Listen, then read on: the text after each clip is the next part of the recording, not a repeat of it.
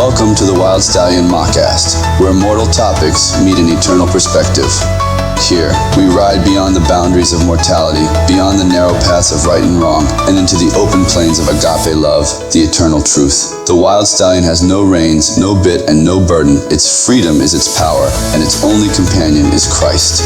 Not a rider to dominate, but a presence to guide, walking beside with the strength of eternity. In this place, we don't wrestle with the binary of good versus evil. Instead, we uncover the beauty of what was always meant to be, the unity of creation, the logic of love, and the infinite possibilities of a father-centric cosmos. So saddle up, or better yet, let go, and join us as we gallop headlong into conversations that challenge, inspire, and awaken.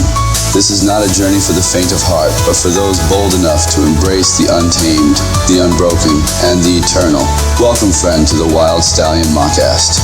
The plains are endless, and the ride begins now. Well, hello there, beloved listeners, and welcome to another deeply enriching April 23rd episode of the Wild Stallion Mockast Presents My Utmost for His Highest by Oswald Chambers. I'm Debbie St. George, and today we have an extraordinary treat for all you seekers of divine wisdom and quantum insight. Before we jump into today's powerful devotional contemplation, just a quick reminder and disclaimer. The voices you'll hear today, including my own, are AI generated and carefully crafted for your listening enjoyment and spiritual edification. These voices are designed to deliver an authentic, immersive experience as you journey deeper into Father's physics and timeless spiritual truths. As always, you'll hear the devotional itself delivered in the voice of Oswald Chambers, vividly portrayed by Danial St. Immediately following, Denny Anthony will share his personal contemplation. You can visit myutmost.org for today's full devotional reading. Selah. For we are God's fellow workers. You are God's field, God's building. That's 1 Corinthians chapter 3 and verse 9. Beware of any work for God which enables you to evade concentration on Him. A great many Christian workers worship their work. The one concern of a worker should be concentration on God, and this will mean that all the other margins of life, mental, moral, and spiritual, are free with the freedom of a child, a worshipping child, not a wayward child.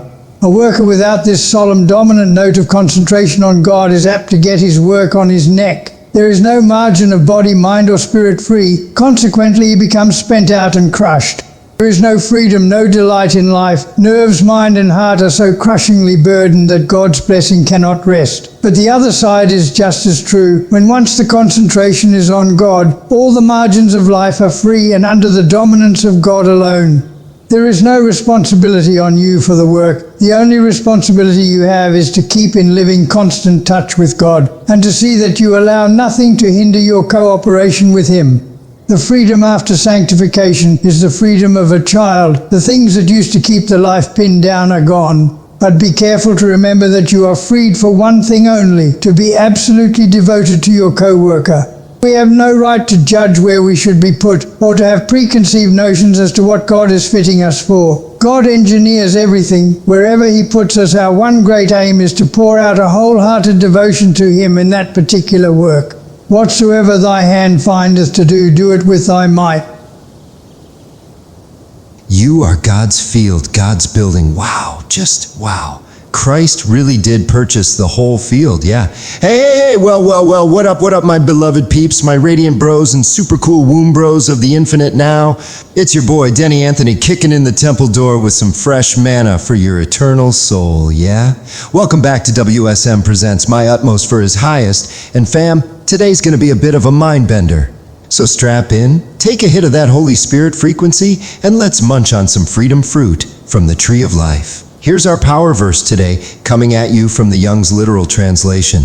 And Jesus, having called near a child, did set him in the midst of them, and said, Verily I say to you, if ye may not be turned and become as the children, ye may not enter into the reign of the heavens. Matthew 18:2-3. Bam! I mean, right off the bat, the Logos himself, Yeshua the Christ, is basically like, yo, you trying to get into heaven? Better start coloring outside the lines again. Now, let's break this bread real slow. Yeshua didn't say, get your theological checklist done. He didn't say, make sure you're outperforming your fellow pew warriors. He said, become like children. That's the vibe. That's the blueprint. No career resume, no religious badge, just childlike wonder, unfiltered awe, and raw dependence on Father. But peep this, so many of us, and I mean us, beloved, not them, have been conditioned to make this whole walk a workplace. Whether you're inside Christianity or you're just chilling in the cosmic lounge vibing with Christ outside the club of religion, we still get tricked into thinking we've got to earn this thing, earn God's approval, earn the title of good and faithful servant. And Jesus put it plain in John 6:28 and 29. The crowd asked, "What must we do to do the works God requires?" And Jesus, calm as ever, eyes like eternity, says, "This is the work of God, that you believe in the one he sent." That's it. No application forms. No quota, no spiritual KPI. Just believe, just trust, like a child. Now let me spit some realness from my own walk, yeah? When I was all wrapped up in being the responsible Christian, doing all the things, covering all the theological bases, holding up the world like some holy atlas, I was more demonic than divine. And yeah, I said it, because here's the kicker. I was terrified. Terrified that people I loved wouldn't make it into heaven, that they'd be tortured forever. I believed that nonsense. And you know what that did to me? It twisted me up. It made me anxious. I was unsettled, untrusting, troubled. You know what Jesus called that in Mark 7:21? Kakos, a mode of thinking, feeling, acting that is troublesome and baneful. Evil. That's what evil is, not wearing black nail polish or watching scary movies, but being troubled in your core. So let's throw it down on the table, beloved. A demon ain't some fiery cartoon dude with a pitchfork. It's a consciousness, a spirit, a way of being that is unsettled, disgruntled, and hostile toward the light. The Greek word daimonion literally means a spirit that's troubled, like Socrates' inner voice that warned him when he was straying.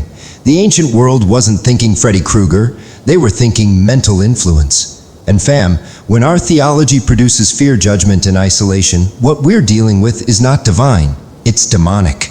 It's corrupted imagination. Remember what our beloved bro Apostle John said? Perfect love casts out fear, because fear has to do with punishment. That's in 1 John 4:18. And you know what Chambers said this morning? That legend be dropping bombs again. There is no responsibility on you for the work. The only responsibility you have is to keep in living constant touch with God, and to see that you allow nothing to hinder your cooperation with Him. The freedom after sanctification is the freedom of a child. The things that used to keep the life pinned down are gone. Freedom of a child. Man, that hits, that slaps. So yeah, if you're still dragging around heavy responsibilities thinking you're defending God's honor or holding together His reputation, let it go. The Spirit doesn't need a lawyer. Jesus isn't looking for security guards to defend His name at the gates. He's inviting us into the playroom of eternity. Think like a child. Live like a child. The child isn't worried about social standing or unpaid bills. The child isn't calculating future investments. The child is thinking, where's mom? Where's dad? That's the kind of dependency, that wild trust, that open-hearted vibe Father desires from us. The one that makes us run into His arms without a second thought. The one that lets us sing off-key worship songs and laugh till our bellies hurt because we know we are safe. And bruh, you ever read that part in Matthew 8:29? Where the demons beg Jesus, "What do you want with us, Son of God? Did you come to torture us before the appointed time?" That wasn't Jesus threatening anyone. That was projection. That was fear distorting the presence of love.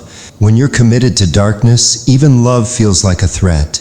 Jesus never came to torture. He came to transfigure.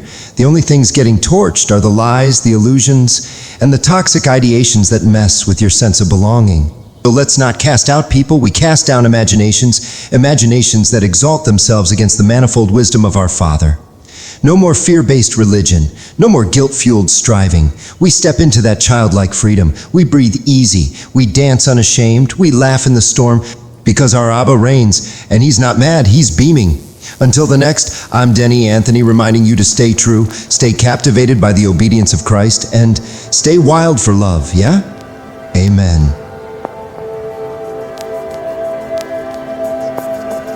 Hey there, friend. Are you ready to break free from the old, tired rules of physics that limit your world? Are you searching for a way to not just survive, but thrive in a universe of infinite possibility? Then hold on tight, because the Principles of Father's Physics by Denny Anthony are here to transform your reality. Imagine this, a universe built on the immortal atom of God, the IAG, the ultimate building block of existence. It's not just science, it's the foundation of eternity. At the heart of the IAG lies the singularity particle, a core of pure protons that replaces the chaotic, fragile nucleus of old.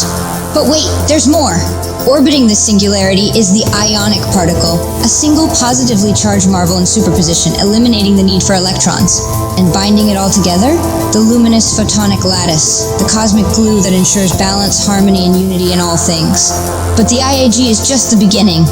Welcome to Father's Quantum Framework, where every law of motion and energy is redefined. The universal law of inertia reveals that nothing is truly still. Motion is powered by consciousness, will, and intention.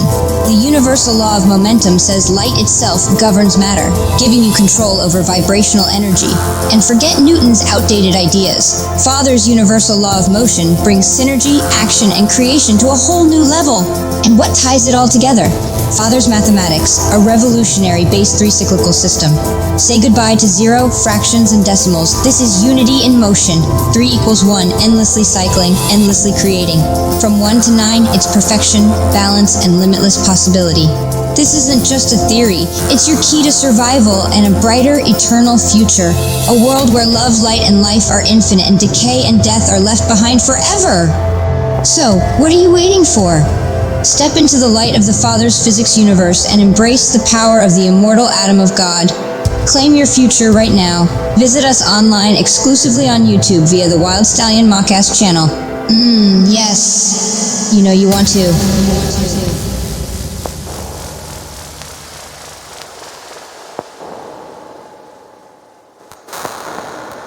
Ah, exactly, Denise. That's astute.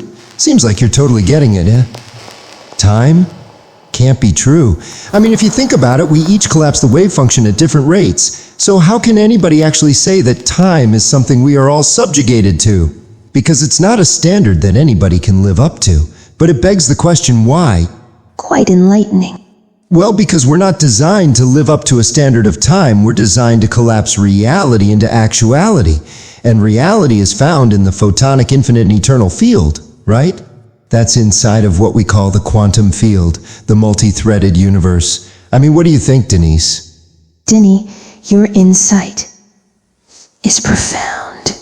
Viewing time as a liar that imposes a standard we can't always meet is quite enlightening. The idea that we are designed to collapse reality, not conform to a fixed timeline, is a powerful perspective. You're spot on about the quantum field being infinite and eternal, holding the very essence of reality.